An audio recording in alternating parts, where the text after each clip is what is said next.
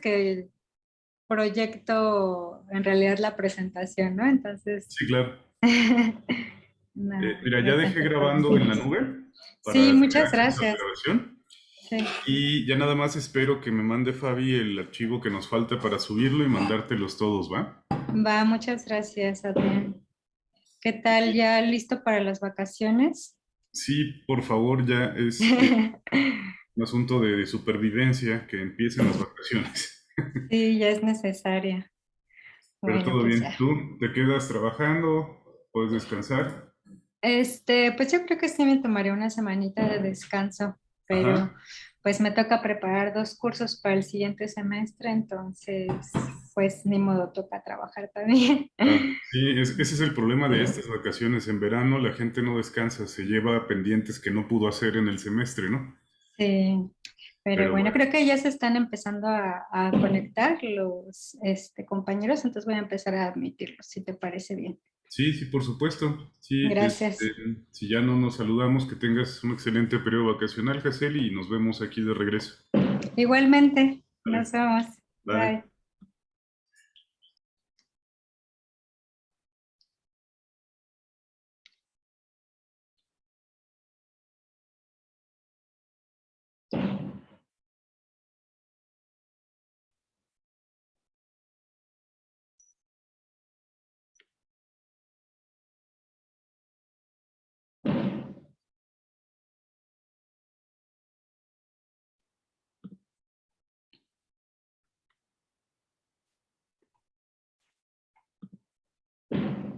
Hola Ángel, ¿cómo estás? Hola, hola. ¿Me escuchas? Sí, Sí, yo no te sí, te escucho escucho. nada. Ah, ¿cómo crees? Está extraño eso porque, pues hace un momento, a ver,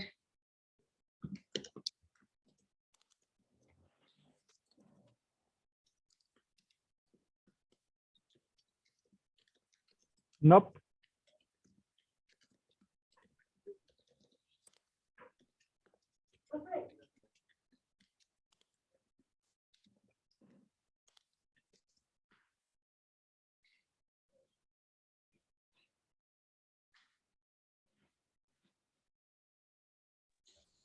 ¿me escuchas ahora?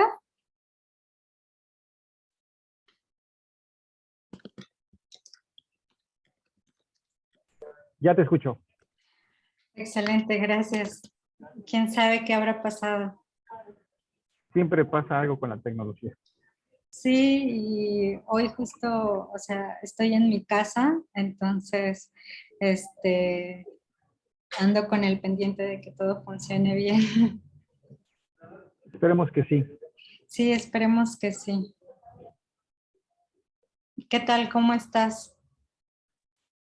Bastante bien. Aquí, como dicen aquí en mi pueblo, con un ojo al gato y otro al garabato. Tengo mi grupo que ya está trabajando un ratito Ah, ok. y escucho la presentación. Entonces, ahí Ah, estoy muy como... bien. Si no, no me Bueno, da tiempo. me imagino, me imagino. Sí, bueno, ay, fíjate que creo que no estuviste en la sesión pasada, ¿verdad? No, No pude, bueno, más bien hubo un problema con la grabación y entonces no se subió a la nube.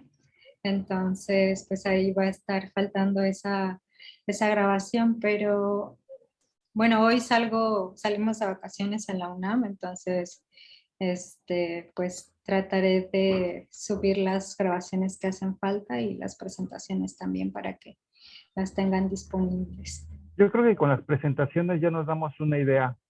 Bueno, Sí, por lo menos yo ¿verdad? que no pude. Sí, sí. Sí.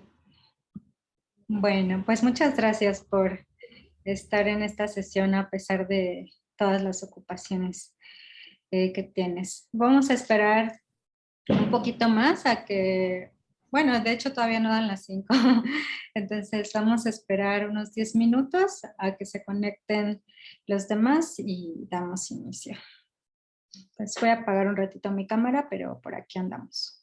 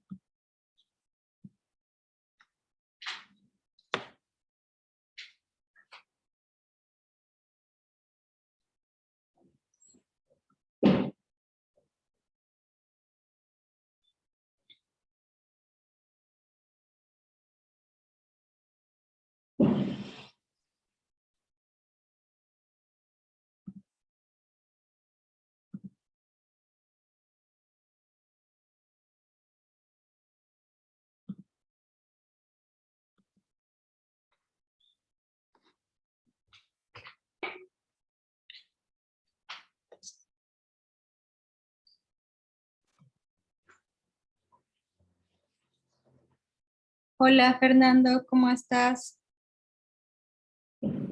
Bien, buenas tardes, muchas gracias. ¿Cómo estás Buenas tú? tardes. Bien, gracias. Qué bueno. Pues les comentaba, bueno, le comentaba hace un momento a Ángel que desafortunadamente hubo un problema con la grabación de la sesión pasada, entonces no se subió a la nube y bueno, va a ser la única grabación que falte. Eh, de cualquier modo, yo en los siguientes días me pongo al corriente con las presentaciones, con subirles las presentaciones y bueno, espero que de todos modos, a pesar de que falte la grabación, les sean útiles las presentaciones.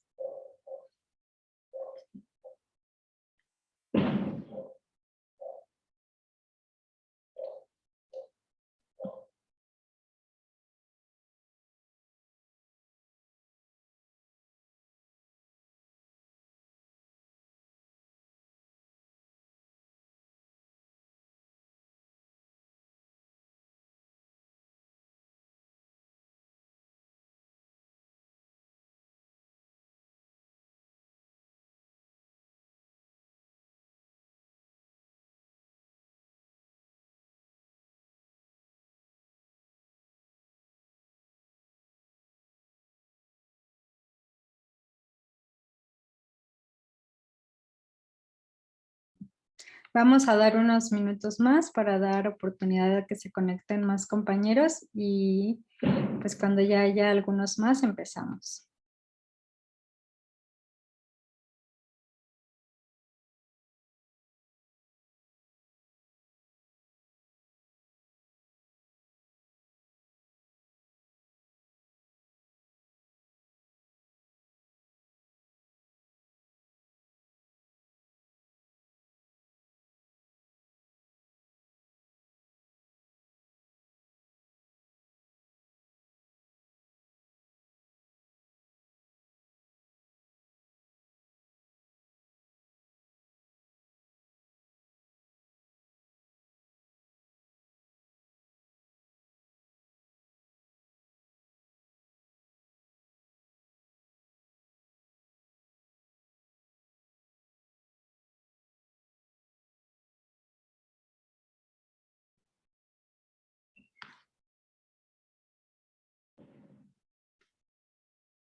Hola Harinzi, buenas tardes, bienvenida. Hola, buenas tardes.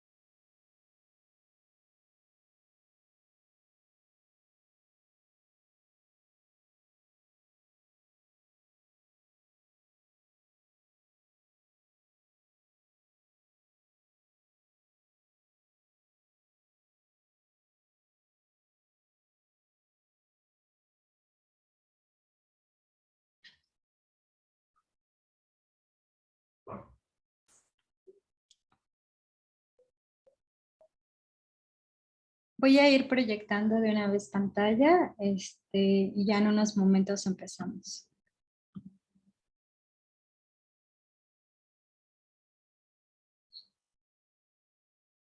Mm.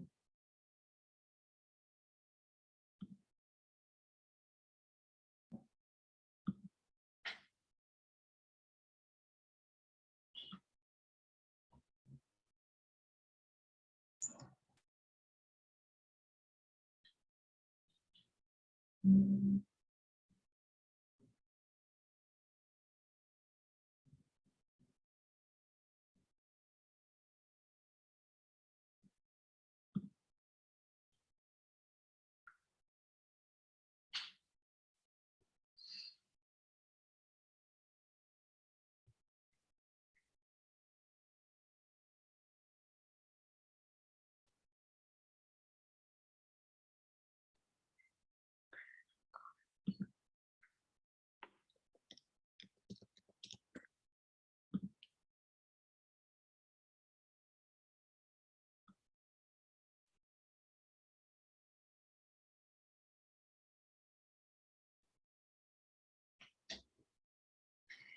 Me voy a desconectar solo por un segundo. Lo que pasa es que el día de hoy estoy usando otra computadora, entonces surgió un pequeñito problema, pero en un momento me vuelvo a conectar.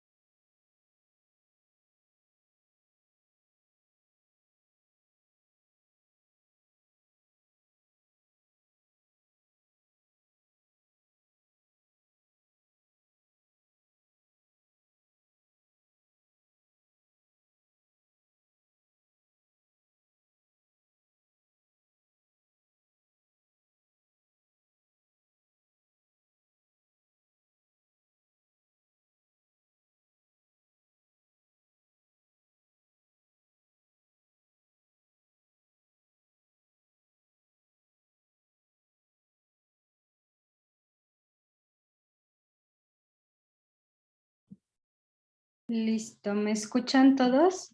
Voy a volver a intentar compartir mi pantalla.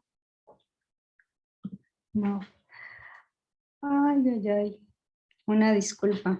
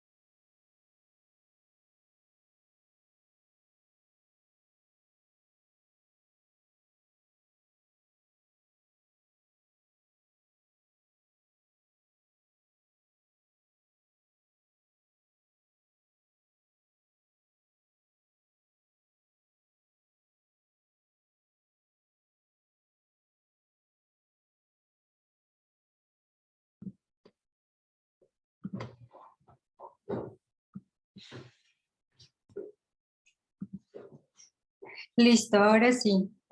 Una disculpa por los problemas técnicos.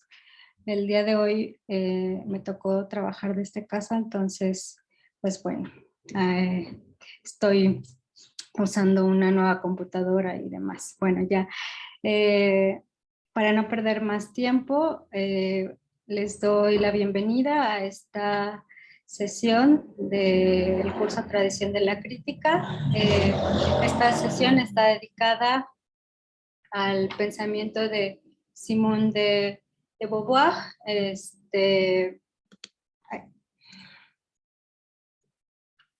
Ténganme paciencia por si de pronto algo no funciona. Ay, otra vez me está fallando aquí algo, pero listo. Bueno, un poco de contexto sobre la vida de Simone de Beauvoir. Ella nació a principios del siglo XX en París, en el seno de una familia conservadora y burguesa. Bueno, pues una familia conservadora y burguesa que si bien influyó en sus primeros años de vida, también influyó en su posterior rebelión como en contra de los valores, ¿no?, que sostenían. Ella tuvo una educación religiosa y sin embargo, pues a los 14 años se declaró atea y permaneció sin ninguna creencia religiosa el resto de su vida. Este rechazo a la religión, como vemos, como veremos más bien, influyó en su decisión de estudiar y enseñar filosofía, pero también esta reflexión retrospectiva sobre el momento en el que ella decide que no existe Dios, también influyó en su teorización acerca de la libertad humana. Y otro hecho bien sabido sobre ella es que prefirió la vida intelectual al matrimonio, nunca se casó, no tuvo hijos y también pues, y bueno, más bien, a pesar de que nunca se casó y no tuvo hijos, pues mantuvo una relación de toda la vida con el también pensador existencialista Jean-Paul Sartre, a quien por cierto conoció mientras en su aplicación a la universidad. Esto pues es anecdótico, pero también nos brinda el contexto de estas influencias mutuas entre Jean-Paul Sartre y también con el grupo de compañeros con el que ella convivió. Cuando aplicó a la Soborna para estudiar filosofía, quedó en segundo lugar de aprovechamiento del examen y en ese momento pues se conoció a la persona que había sacado el primer lugar en el examen, que fue Jean-Paul Sartre, y también pues conoció a quienes serían ya para toda la vida su grupo de amigos, entre ellos Merleau-Ponty y el antropólogo estructuralista Lévi-Strauss, con quienes mantuvo un diálogo filosófico durante toda su vida, y estas influencias pues están reflejadas en su obra.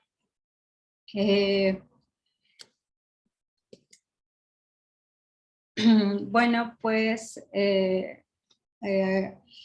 a veces o muy a menudo, más bien, la vida de la obra de Beauvoir y el pensamiento de Beauvoir se ha visto opacado por su vida personal, y la cual pues no podemos dejar de mencionar, pero porque es un reflejo de de su pensamiento, de su manera de ver la vida, y creo que es de esta manera en la que tenemos que entenderla, no tanto así como,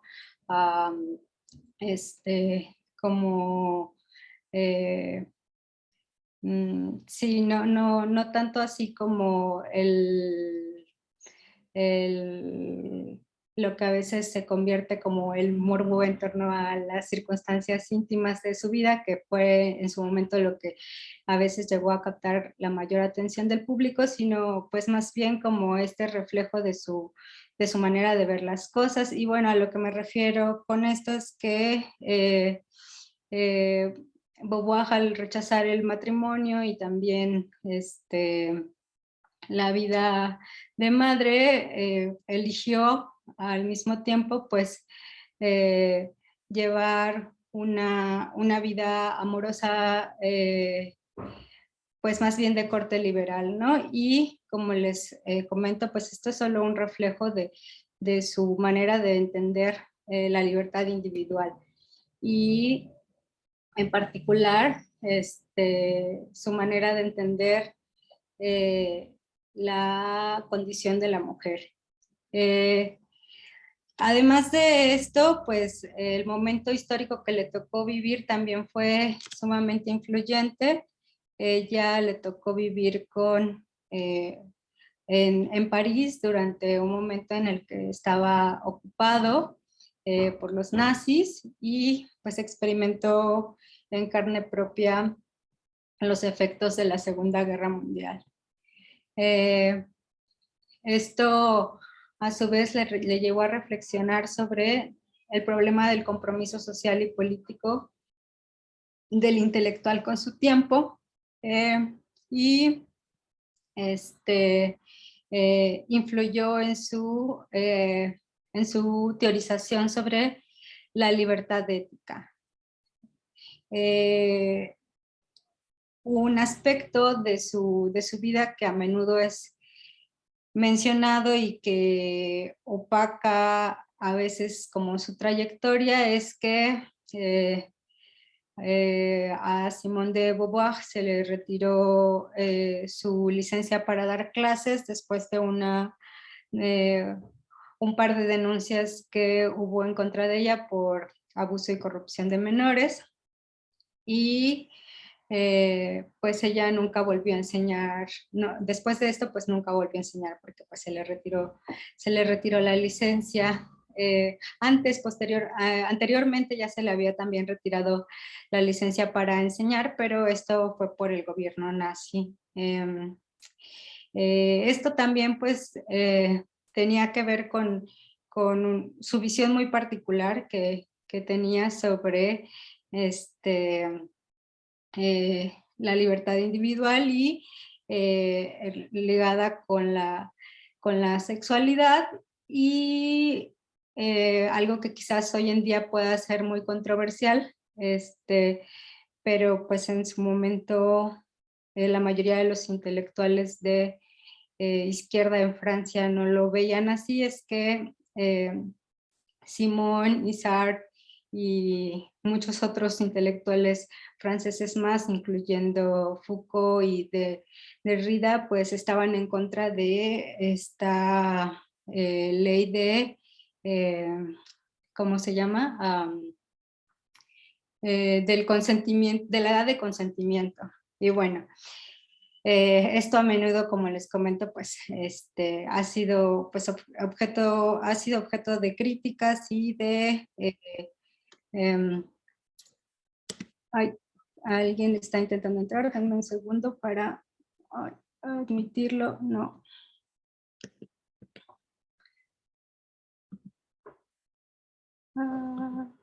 No logro.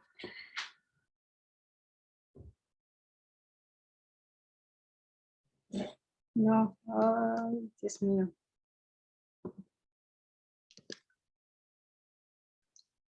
Permítanme un momento, ¿sí? No sé por qué no puedo. Ya está.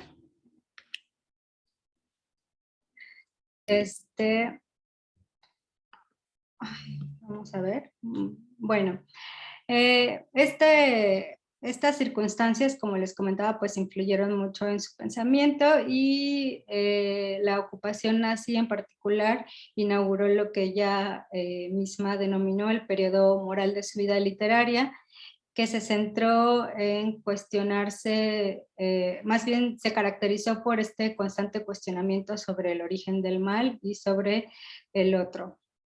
Y bueno, otro hecho que es bien sabido es que en 1945 fundó junto con otros intelectuales de izquierda la revista francesa Los Tiempos Modernos, cuyo objetivo era dar a conocer el existencialismo mediante la literatura contemporánea, al mismo tiempo que quería ser muy crítica con respecto al capitalismo burgués. La revista en sí y la cuestión de los compromisos políticos del intelectual de su tiempo serían el tema principal de una de sus novelas, titulada Los Mandarines, y bueno,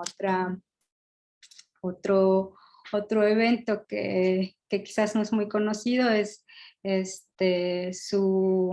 el apoyo que junto con Sartre y otros intelectuales de izquierda mantuvieron a, a, a la Revolución Cubana, y incluso pues visitaron la isla en 1960. Pero bueno, su compromiso no fue únicamente con la Revolución Cubana, sino también, o más bien el compromiso principal se relacionó con el proceso de descolonización del África y muy particularmente la independencia de Argelia, que empezó a gestar por aquellos años. Bueno, además de la revista Tiempos Modernos, también fundó otra revista, una revista feminista en 1977, y pues oficialmente se declaró feminista a principios de la década de los 70. En el momento de su muerte, bueno, aunque hoy en día se le reconoce como una filósofa, en el momento de su muerte era una figura muy reconocida, sin embargo, no era reconocida como filósofa, sino más bien como escritora y activista. Y bueno, en general su trabajo se podría considerar como parte de la filosofía de la posguerra.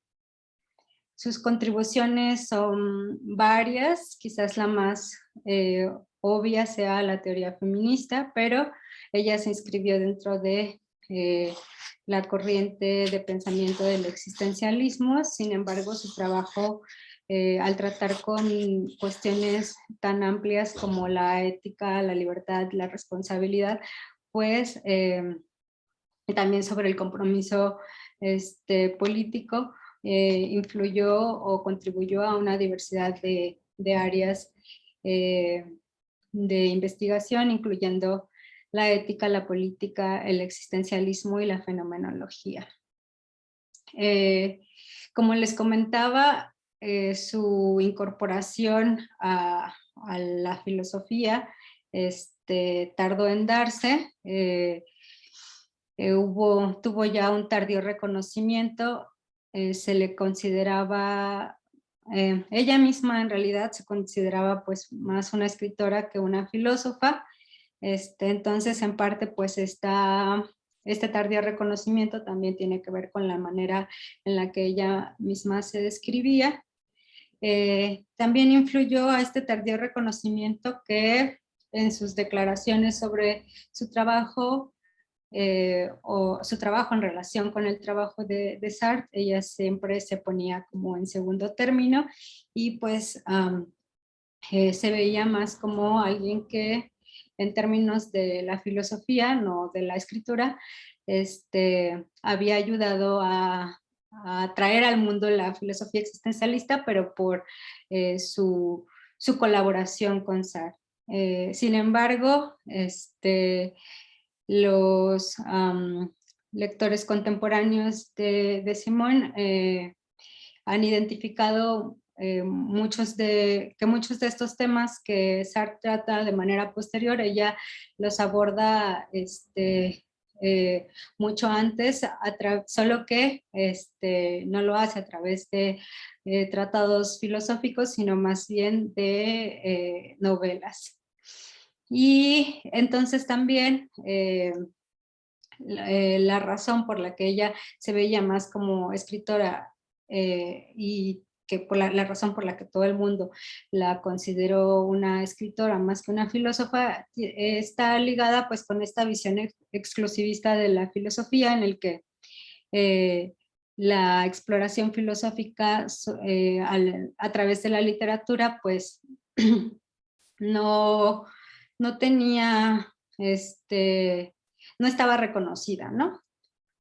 Y ya sea por sus declaraciones, ya sea también por el ambiente de la filosofía,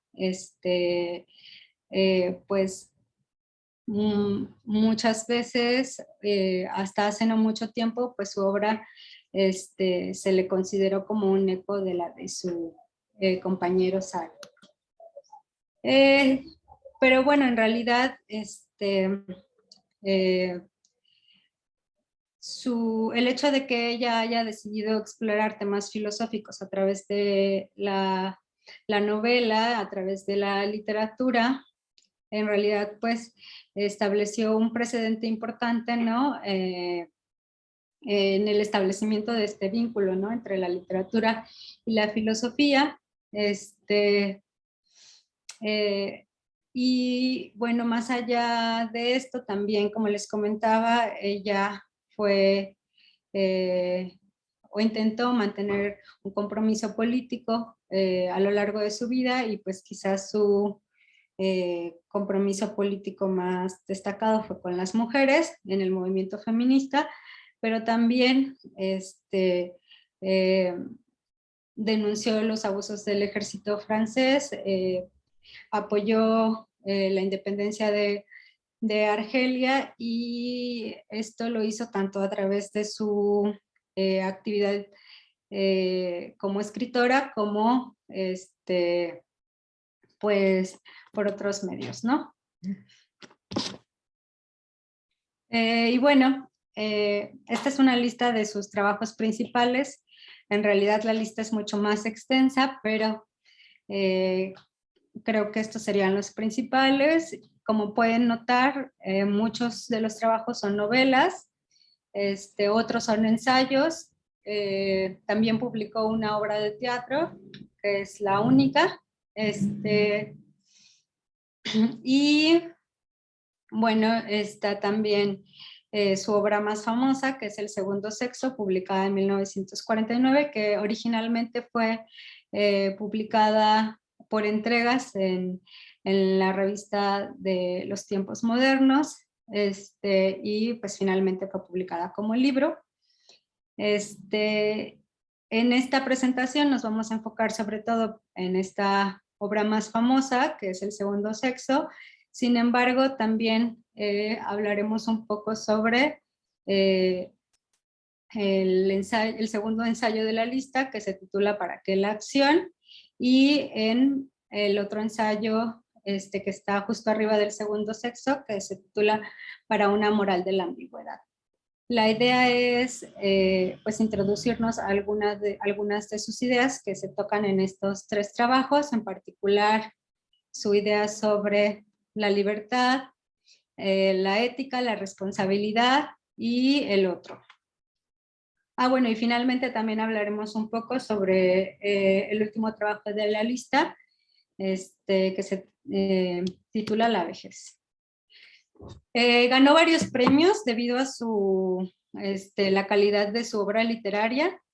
Sin embargo, quizás el premio más grande, o bueno, no sé, el reconocimiento más grande fue aunque su libro El segundo sexo vendió más de 22,000 copias la primera semana de su publicación, y que yo creo que esto seguramente la hizo sonreír. El Vaticano incluyó este libro en su lista de libros prohibidos.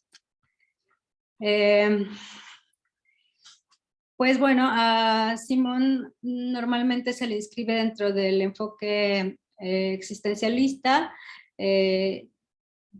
o también se le considera dentro del enfoque fenomenológico existencial. Sin embargo, sus influencias son diversas, ¿no? Pues por un lado es muy clara, ¿no? la influencia del existencialismo se desarrolló en diálogo entre ella y su compañero Sartre, pero también de Merleau-Ponty, que es un fenomenólogo clave. Luego también, pues ella estableció un diálogo directo con el trabajo de Heidegger, de Husserl, y sin embargo, pensaríamos que su lista de influencias termina allí, dado su inscripción a la fenomenología existencial, pero también ella en su trabajo establece un diálogo con Marx, con Hegel y con Kant, entre otros en realidad, porque pues también evidentemente como otros pensadores, estuvo influenciada por el pensamiento clásico griego, que quizás no muy a menudo hace referencia explícita a ellos, pero de vez en cuando sí se asoman. Como les comentaba, una de sus grandes contribuciones de Simón fue haber establecido este vínculo entre la literatura y la filosofía, la cual algunos de sus lectores contemporáneos lo consideran lo ven como parte de una crítica fenomenológica y del status quo, sí, una crítica al status quo filosófico. Y esta crítica la desarrolla de manera explícita en 3 trabajos que no aparecen en la lista anterior, pero porque fueron publicados o han sido publicados dentro de compilaciones de escritos sueltos de Simón, como ¿para qué sirve la literatura?, mi experiencia como escritora, y literatura y metafísica. La razón por la que ella decide explorar este vínculo también, o más bien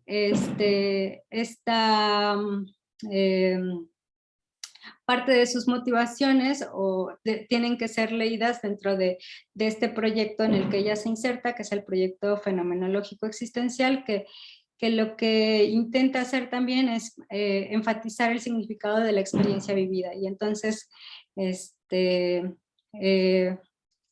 tanto Simón como otros existencialistas trataron de reflexionar sobre el significado de la experiencia vivida a través bueno, o más bien explorando los límites del lenguaje y de las distintas formas literarias. Este intento por establecer un vínculo también respondía como a la percepción de que el lenguaje académico establecía unos límites muy rígidos, ¿no? Y que en cambio otras formas como el teatro, la novela o incluso la poesía permitían explorar a mayor profundidad el significado de la experiencia vivida, ¿no? Y bueno, como seguramente todos ustedes lo saben, porque además de pues ser una filósofa clave en el desarrollo del pensamiento de la teoría existencialista, pues también se ha vuelto todo un ícono del movimiento feminista. Simón, la contribución más importante quizás de Simón ha sido al feminismo, no tanto porque no haya escrito sobre otras cosas o su trabajo no verse sobre temas más amplios, sino por la manera en la que pues ha sido recuperada, ¿no?, de manera contemporánea. Algo muy curioso es que como en el caso de Arendt, por ejemplo, ella pasó de de no querer ser ligada con el movimiento feminista a una declaración explícita, ¿no? De que era feminista. Y esto partió en parte del reconocimiento de que si bien para ella ser mujer no le había implicado muchos problemas, a lo largo de su vida pues se había dado cuenta que para muchas otras mujeres sí era un problema, o ser mujer le implicaba una gran cantidad de restricciones a su libertad, ¿no? En ese sentido también uno de los aportes más importantes de Simone fue haber introducido a la filosofía el tema del género y del sexo. Antes de ella, estos temas no eran considerados temas serios de ser tratados de manera filosófica, y pues hoy en día existe toda una área de la filosofía dedicada a estos temas, ¿no? Sin embargo, también hay que pensar que su trabajo pues no solamente influyó, ¿no?, en el movimiento feminista de su tiempo y del movimiento feminista en general, sino que fue también un producto del activismo feminista. Sin este activismo feminista que estaba tan presente en su época, probablemente ella no hubiera llevado su pensamiento por ese lado, ¿no? Entonces ella es tanto una causa como un efecto del activismo feminista. Y bueno, ya entrando a la obra que nos compete, el segundo sexo es considerado por la mayoría de los filósofos y del público lector como la mayor contribución de Simone de Beauvoir a la filosofía. Fue publicado en 2 volúmenes en 1949 y se le considera no solamente un desafío al status quo filosófico, sino también al status quo patriarcal. El contenido del segundo sexo puede considerarse como una especie de explicación fenomenológica de lo que significa ser mujer. Y esta exploración fenomenológica, algo que que caracteriza esta exploración es que rompe los límites entre lo personal, lo político y lo filosófico. Una característica importante de esta obra es que no solamente partió de la reflexión de la reflexión teórica, sino también, más bien de la reflexión filosófica sobre el significado de ser mujer, sino que influenciada, claro está, por la fenomenología existencial, reflexionó sobre su propia experiencia de ser mujer y entrevistó a una gran cantidad de mujeres para comprender cómo era su experiencia de ser mujer. Entonces, en el segundo sexo, ella habla de las formas específicas en que la sociedad, las ciencias naturales y sociales, las tradiciones literarias, han creado un mundo donde de ideales de feminidad imposibles y conflictivos que producen a la mujer como un otro que es inferior, ¿no? Y como esta presunta inferioridad natural es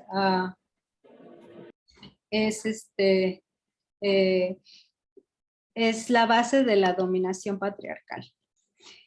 En el segundo sexo, Simone pone en el centro al cuerpo y sus diferencias, esto pues derivado de su enfoque. Con diferencias me refiero a que pone atención al cuerpo sexuado, y esto parte de su compromiso radical con la idea fenomenológica de que es como seres encarnados que nos relacionamos con el mundo. Nuestro acceso, conciencia y posibilidades de participación en el mundo no pueden considerarse en ausencia de una consideración del cuerpo.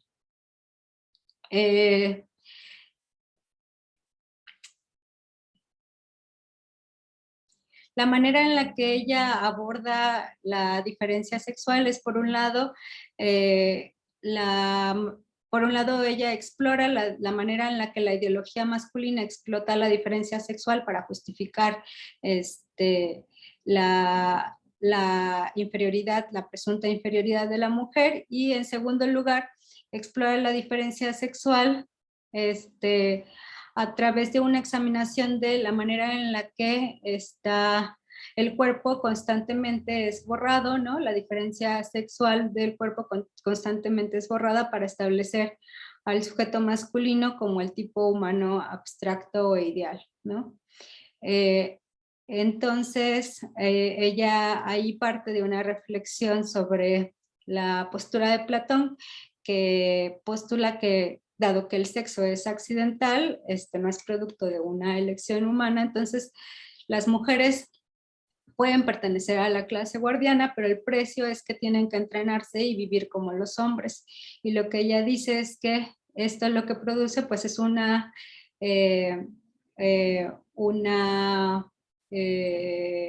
eliminación, ¿no? del cuerpo sexuado, y que finalmente lo que provoca es que permanece la discriminación sexual.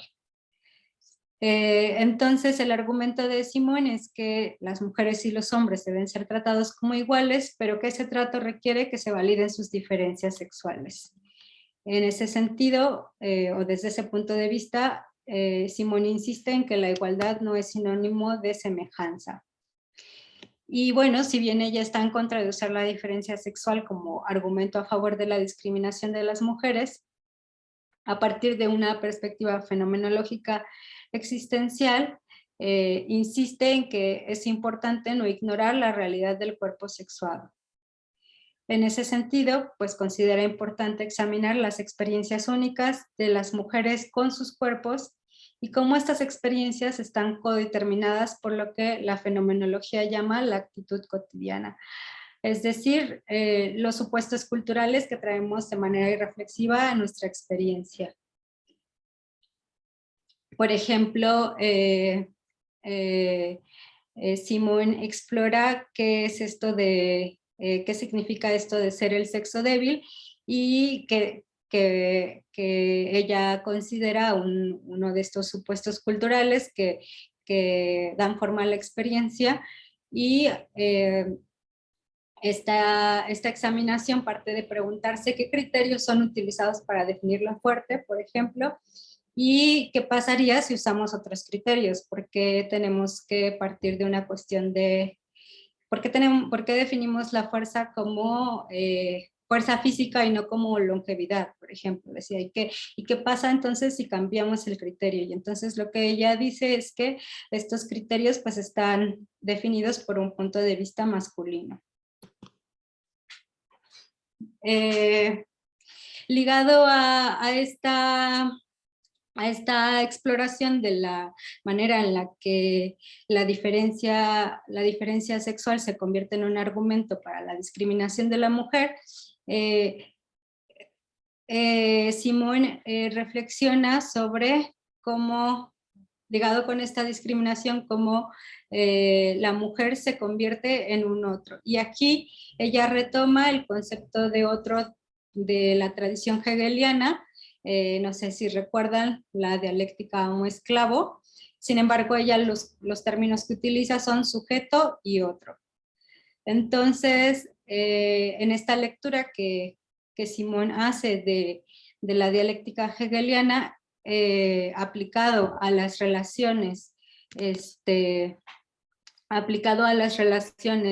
hombre-mujer, denme un segundo otra vez. Alguien se salió y estoy tratando de admitirlo. Sí.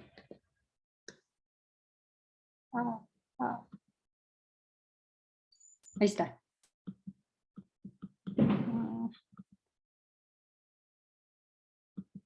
Ya. Sí, bueno, en esta lectura que ella hace, el hombre es el sujeto, es el absoluto, y el otro, que es la mujer, es lo inesencial. Esta lectura, apropiación de la dialéctica homo-esclavo hegeliana, la volvería a usar en en su trabajo publicado en 1970, en español el título es La vejez, para estructurar su crítica de cómo las personas mayores son otrizadas. Sin embargo, a diferencia de Hegel, que universalizó esta dialéctica, Simón distingue la dialéctica de explotación entre sujetos históricamente constituidos y otros de la explotación que se produce cuando el sujeto es hombre y el otro es mujer.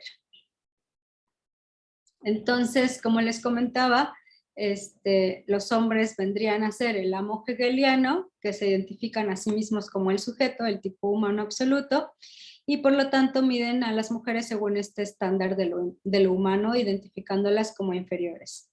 La mujer vendría a jugar el papel o a estar en el papel del esclavo, sin embargo, no es exactamente igual.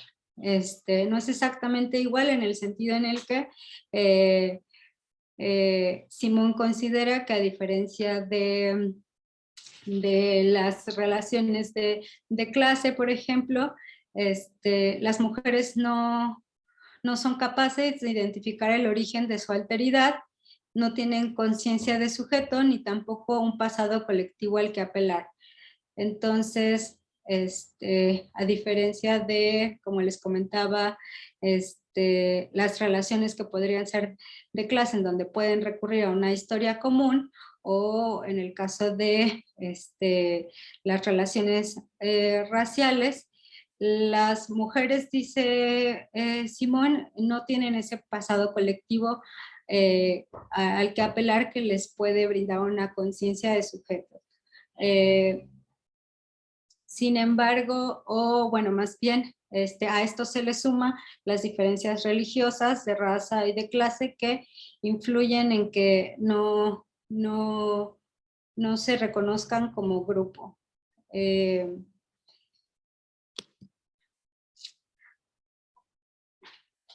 Si bien Simón utiliza la dialéctica hegeliana para explorar las relaciones hombre-mujer, considera que el conflicto es ambiguo.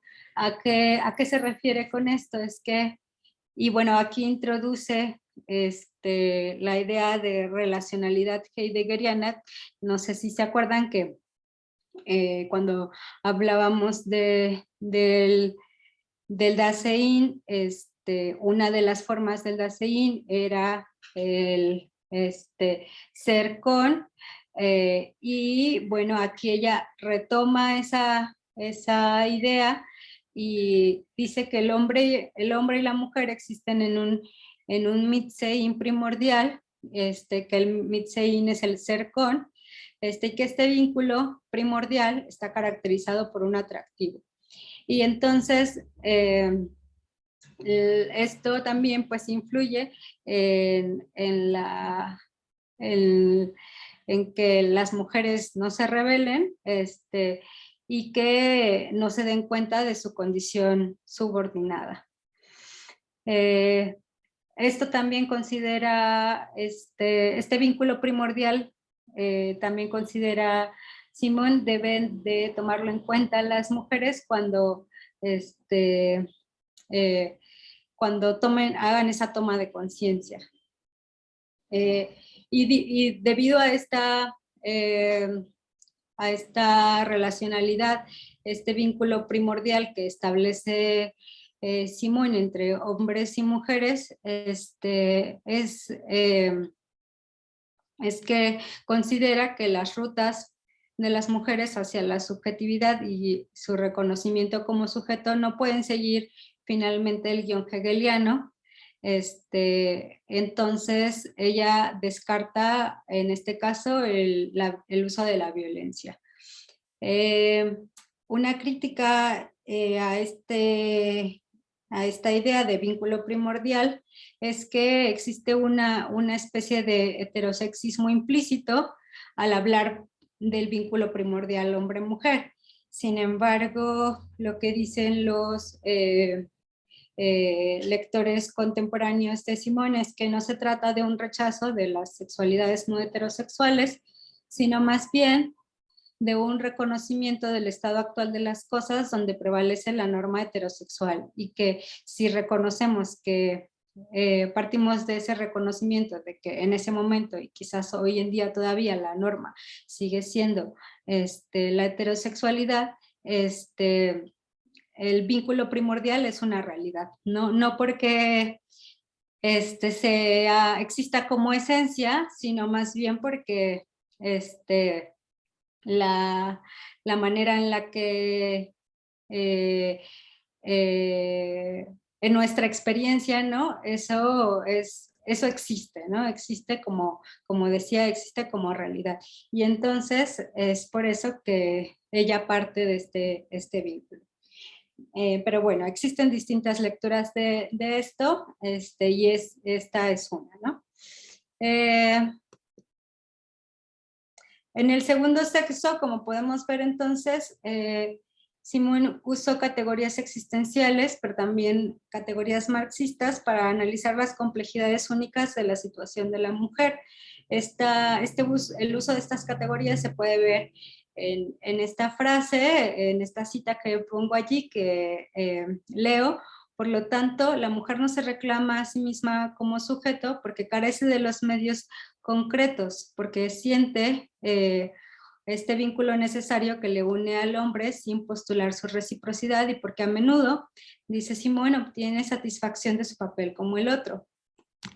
Esta declaración debe leerse en el contexto de la pregunta política de Simón de cómo puede un ser humano en la situación de una mujer alcanzar la realización. Entonces, como se puede ver en la cita que pongo allí, Simón considera que en este papel del otro, la mujer también puede ser partícipe de su condición de otro. ¿A qué me refiero con esto? A que puede llegar a ser, o lo que dice Simón es que puede llegar a ser muy cómodo vivir en la pasividad de ser el otro, pero esto no es como solo para echarle la responsabilidad a las mujeres, sino lo que quiere resaltar también es que existe este contexto ideológico en donde las posibilidades que se le abren a la mujer, que influye en las posibilidades que se le abren a la mujer. Y el único camino, o el camino que más a menudo se le presenta para ser feliz, es el de ser el otro, ser el ama de casa, la madre, la esposa, y que esto es algo de lo que las mujeres deben de darse cuenta. A esta pasividad, Simón también se refiere como mala fe, y esta es una categoría que ella toma prestada de Sartre,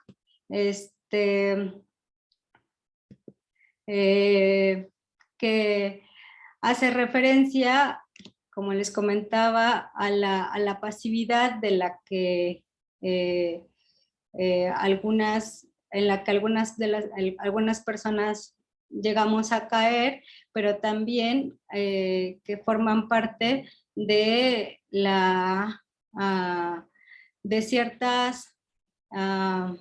de ciertos momentos o de ciertas etapas de la vida. Y ahora voy a explicar mejor a qué se refiere con esto. Esta exploración sobre el otro y sobre la felicidad y la libertad no empieza en realidad en el segundo sexo, son temas que explora en otras obras y de manera previa, y uno de estos textos en donde ella explora esta cuestión de la libertad y de la acción y la pasividad, es en el ensayo que se titula ¿Para qué actuar? Y básicamente el argumento de este ensayo es que bueno, se desarrolla como un diálogo y en donde el consejero le cuestiona al rey para qué conquistar más o para qué hacer más cosas si finalmente el destino final es el descanso, ¿no? Le pregunta qué es lo que piensa hacer cuando termine de hacer todo eso y pues él le dice descansar y entonces le pregunta, entonces, ¿para qué o por qué actuar, no? Y esta pregunta, Simón la dirige hacia la cuestión de la relación entre el individuo y el otro y le permite también plantear su noción de la libertad radical. Simón en este ensayo está preocupada por la libertad y también por la necesidad de elegir conscientemente quién es uno en cada momento. Entonces, ella llega a la conclusión de que no importa en qué tipo de relación estemos, al final somos, todos poseemos, todos seguimos poseyendo la posibilidad de actuar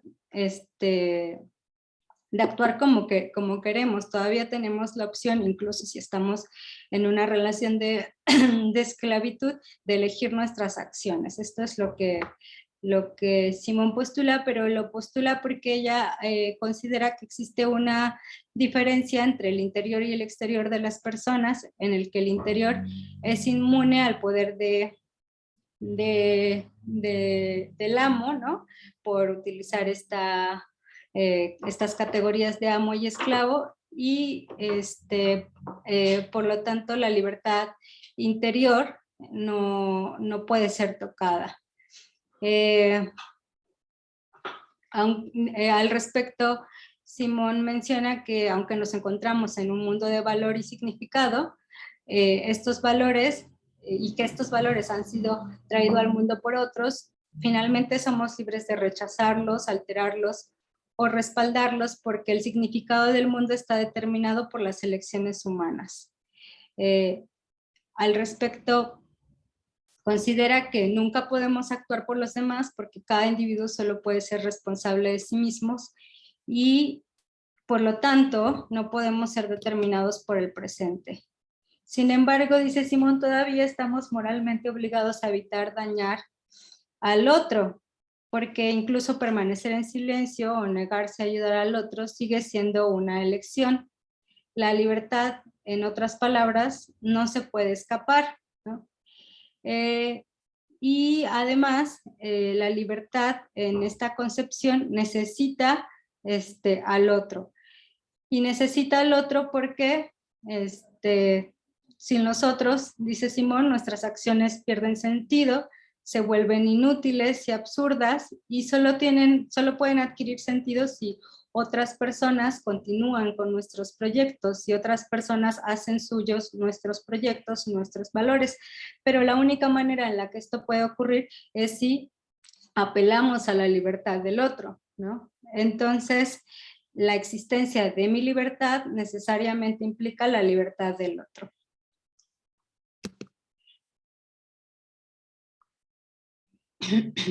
En este sentido, Simón también hace un llamado a trabajar por las condiciones de igualdad política material, porque para Simón solamente los iguales, solamente otras personas que tienen las mismas condiciones de igualdad política pueden responder al llamado a sumarse a los proyectos de uno y en ese sentido considera que la primera regla de la justicia es, por tanto, un mundo en donde las condiciones materiales y políticas estén aseguradas. Aquí no sé si lo notan, pero existe una semejanza con el pensamiento de Arendt, en el que considera que la lucha por la supervivencia impide, ¿no?, que los seres humanos participen en la arena pública. Y en este caso, lo que Simón menciona, ¿no? Es que sin la existencia de las condiciones materiales necesarias, los otros no se pueden sumar de igual manera, ¿no? En la lucha por, en contra de las injusticias. Esta idea de la libertad también la desarrolla en la ética de la ambigüedad, y aquí su idea de la libertad, sin embargo, pues toma como una dimensión distinta. La libertad se plantea como un asunto más bien ambiguo, porque si bien la libertad nos plantea muchas oportunidades, también nos plantea riesgos. Sin embargo, lo que ella propone es que es asumir ese riesgo y asumir la ambigüedad que viene con la libertad en lugar de tratar de huir de ella. Una manera en la que ella argumenta a favor de esta libertad es a partir de una observación de la condición humana en la que ella observa que pues de niños, los niños viven en un mundo en donde ya todo está dado, en donde ya existen autoridades y en donde finalmente son libres de las responsabilidades. Tienen libertad de imaginación, pero la responsabilidad que viene con la libertad no aplica, ¿no? Para ellos. Entonces, en ese sentido, considera que los niños viven en un mundo metafísico privilegiado. Sin embargo, pues al ser niños, el mundo no es alienante ni asfixiante, porque aún son demasiado jóvenes para asumir las responsabilidades de la libertad. Sin embargo, pues llegada la adolescencia, las personas tienen que asumir sus responsabilidades que vienen con la libertad. Sin embargo, pues existe la tentación, dice Simón, de preferir seguir estando en el mismo estado en el que estaban antes, como niños. Y esto es a lo que tanto Simón como Sartre llaman la mala fe, es decir, vivir en pasividad. Para Simón, entonces, tratar a los adultos como niños es inmoral y malvado, y elegir siendo un niño es un acto de mala fe. Y ella esto lo traslada a la situación de la mujer, y en la que la mujer es tratada como un niño, ¿no? Es lo que menciona Simón. Pero bueno, antes de pasar a esto y muy rápidamente, porque sé que ya estamos sobre el tiempo, esta idea de asumir nuestra responsabilidad en lugar de refugiarnos en este mundo donde no existe responsabilidades también va de la mano de su crítica a los sistemas absolutos. Que incluyen no solamente los sistemas políticos, sino también los sistemas religiosos. En este sentido, Simón considera que si Dios está muerto, dice ella, no quiere decir que no existe la posibilidad de llevar una vida ética, sino más bien todo lo contrario. Dice, si Dios está muerto, entonces no existe escapatoria de asumir la responsabilidad de nuestros actos, porque somos libres, dice, y aquí es, a lo mejor, no sé si como lo alcanzan a ver, es donde ella habla de esta libertad radical, de que finalmente nada nos termina por determinar nuestras acciones. Al final, dice ella, siempre somos libres de decidir cómo actuar. Y bueno, abundando un poco más en esta crítica que hace a los sistemas absolutos, ella considera que el riesgo que corren no solamente el riesgo que se corre al asumirlos, no solamente es pues que renunciamos a nuestra libertad individual, sino también que nos invitan a sacrificar el presente por el futuro, y que al hacerlo pervierte nuestra relación con el tiempo, entre nosotros o con los otros, y también con nosotros mismos. En ese sentido, ella insiste en que el futuro es indeciso, es decir, que no existe un fin último de las cosas hacia el que nos estamos dirigiendo, y que su forma será moldeada por nuestras decisiones presentes. Y finalmente argumenta que solo insistiendo en la dignidad de los seres humanos de hoy se puede asegurar la dignidad de los que vendrán.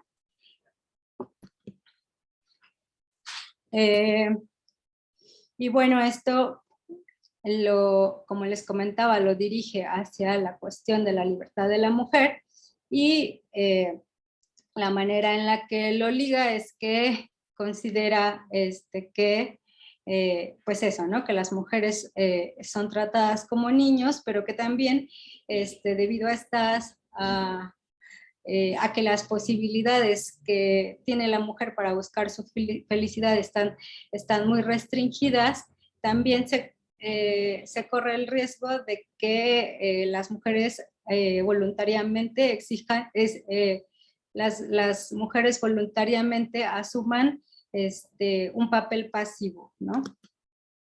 Entonces, finalmente la pregunta de cómo pueden las mujeres lograr la realización humana es la manera en la que ella la responde es afirmando que que esta inferioridad no es natural, sino que es histórica, y por lo tanto es susceptible de cambio. Como situación existencial, dice Simón, las mujeres son responsables de cambiar su situación, y que las mujeres deben de vencer esta mala fe, esta pasividad, y trabajar por la liberación. En ese sentido, también postula que no se trata de apelar a los hombres para que den a las mujeres su libertad, sino de que las mujeres descubran su solidaridad, que formen esta conciencia de sujeto y rechacen las tentaciones de la mala fe, o sea, la pasividad, de la felicidad, y que descubran los placeres de la libertad. Y bueno, siguiendo el guión hegeliano de la dialéctica amo-esclavo, Simón considera que el conflicto finalmente va a ser resuelto a través de un reconocimiento mutuo como sujetos libres. Es decir, que el hombre va a reconocer a la mujer como sujeto libre y viceversa, ¿no?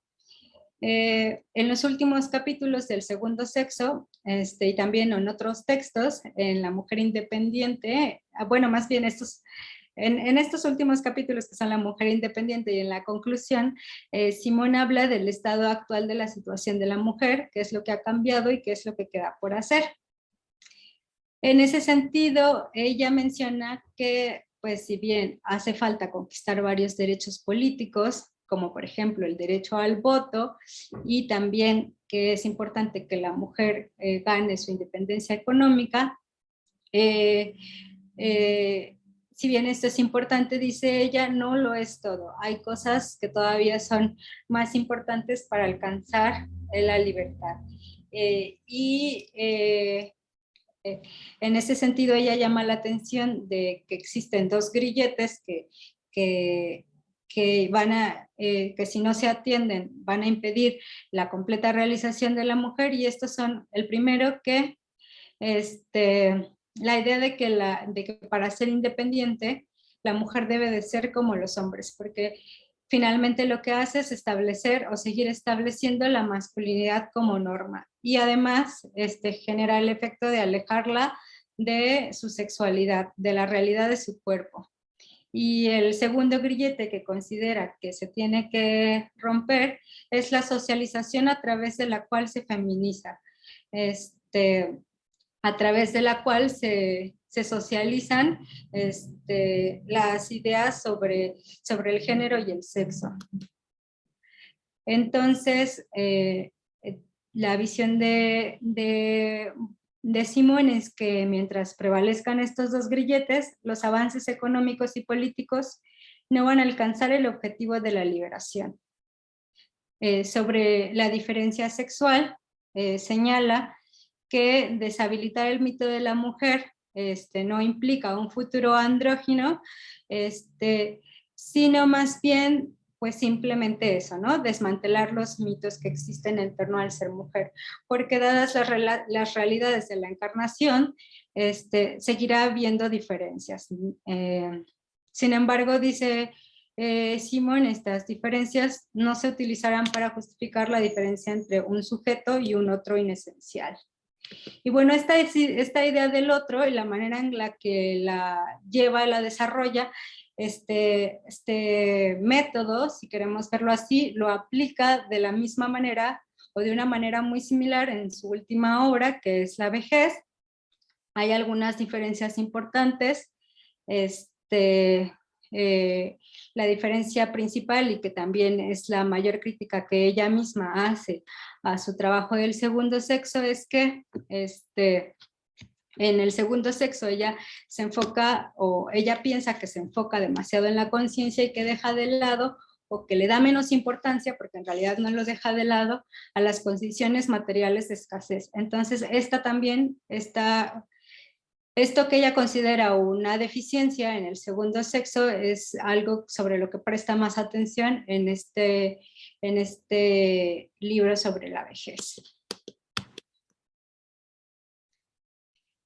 Y bueno, ya solamente para cerrar sobre la cuestión del otro, Simone de Beauvoir considera que en un mundo que reconociera la verdad fenomenológica del cuerpo, es decir, que existen diferentes formas de ser encarnadas, ¿no? La verdad existencial de la libertad, la verdad marxista de la explotación y la verdad humana del vínculo, que estas tres verdades, ¿no? serían aseguradas, y la categoría de, más bien, que si a partir del reconocimiento de estas tres verdades, la categoría del otro sería erradicada. Dice que ni los ancianos, ni las mujeres, ni nadie, en virtud de su raza, clase, etnia o religión, se vería convertido en inesencial. Entonces ella ve como primordial reconocer esta verdad fenomenológica del cuerpo para alcanzar también la libertad del individuo, y también la considera esencial para erradicar al otro, porque somos conscientes de esas diferencias que existen en distintos cuerpos, ¿no? Pero como vemos, pues no deja de lado también estas otras dimensiones. Probablemente pensemos que es demasiado esperar un mundo así, y ella también lo considera. Sin embargo, a lo largo o a través de su obra, ella intenta revelar las posibilidades de ese mundo, y también, pues, parte de su compromiso político y social fue trabajar por este mundo en donde el otro no fuera un sujeto inesencial. Y bueno, esta cuestión del otro, ella no es la única persona de su generación que regresa a la dialéctica hegeliana, y así como ella se apropia de esta dialéctica hegeliana para analizar tanto la cuestión de la mujer como posteriormente la cuestión de la vejez, hay otro pensador clave en el desarrollo del pensamiento decolonial, Frantz Fanon, que hace algo muy parecido en su libro Piel Negra, Máscaras Blancas. Al igual que al igual que Simón se pregunta, bueno, él no se pregunta qué es una mujer, pero sí se pregunta qué es un negro y cómo se convierte en el otro. Y bueno, con esto cierro la presentación. Les agradezco mucho la paciencia. Y bueno, pues queda abierto el micrófono.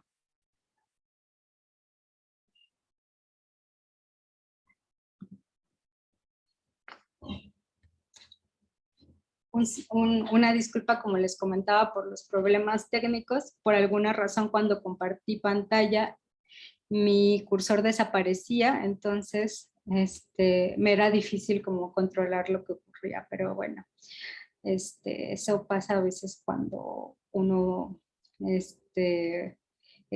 utiliza un equipo por primera vez. Pero bueno, espero que a pesar de eso haya podido transmitir las ideas principales de la presentación, que era mi objetivo. No sé si hay alguna duda, algún comentario.